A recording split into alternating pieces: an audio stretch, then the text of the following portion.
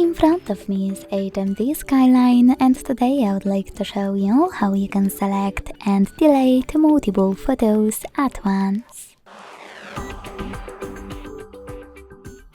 Begin by opening Photos app and tapping on Photos or Library at the bottom.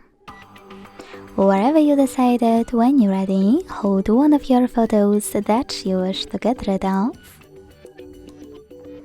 and then use those type of dots at the top right corners to select multiple. To keep some of those photos, tap on the chosen ones, and to get rid of the rest, use bin icon at the top right corner of library section or at the bottom of photos one. Then hit got it and tap on move to trash.